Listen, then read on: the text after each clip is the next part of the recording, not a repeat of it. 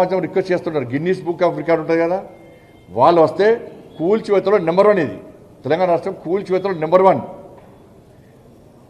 ఆ Guinness book record అయినాక ఆ రోజు రాష్ట్ర ముఖ్యమంత్రి గారికి కూల్చివేతల ముఖ్యమంత్రిగా సన్మానం చేయాలి. ఆయనకు సపరేట్ అవార్డు ఇవ్వాలి. కూల్చివేతల అవార్డు రాష్ట్ర ముఖ్యమంత్రికే ఇవ్వాలి. అరే ప్రజలకు ఇంత ఇబ్బంది పడుతున్నారు. హైడ్రా పేరుతో కూల్చివి, మూసి పేరుతో కూల్చివి, భూదాన్ పేరుతో కూల్చివి, మళ్ళీ ఇవ్వాలి ఇంకోటి కూల్చివి, గుళ్ళు కూల్చబడుతుంది, ఇల్లు కూల్చబడుతుంది. ఇప్పుడు శారదాపీఠం కూల్చారు. అటుపక్కన మైనింగ్ అది నడుస్తుంది, బిజినెస్ నడుస్తున్నది, మైనింగ్ ఉంది అటుపక్కన, అది కూల్చారు. ఇటుపక్కన వక్ బోర్డు ఉన్నది, అది కూల్చారు. కానీ శారదాపీఠం మాత్రం కూల్చేస్తారు. వాళ్ళు కొనుక్కున్నది అది. అటుపక్కన కాంగ్రెస్ పార్టీకి సంబంధించిన నాయకులకి మైనింగ్ దందా నడుస్తుంది, అది దాని జోలికి కోరు. ఇటుపక్కన వక్ బోర్డు భూమి, దాని జోలికి కోరు. శారదాపీఠం మాత్రం కూల్చేస్తారు.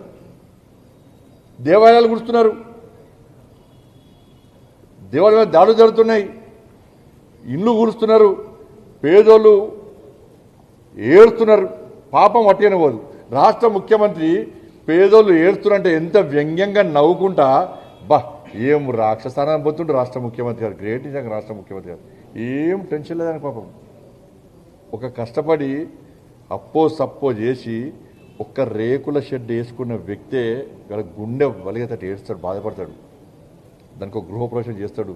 ఆ కట్టుకున్నది ఫస్ట్ పునాది పోసాక సంతోషం, కొంచెం గ్రౌండ్ లెవెల్ లేచాక సంతోషం, అబ్బా నా ఇల్లు కట్టుకుంటున్నా. గోడలు వెనక క్యూరియస్, అబ్బా సంతోషం గోడలు లేచినాయి. స్లాబ్ వెనక అబ్బా ఒక ఇల్లు నిర్మించుకున్నా. గృహప్రవేశం చేసే రోజు ఏడుస్తారు ఆనంద బాష్పాలతోని. ఆ ఇల్లు నిర్మాణం చేపట్టినటువంటి యజమాని కళ్ళ నిలుస్తాయి. బా కష్టపడి అప్పో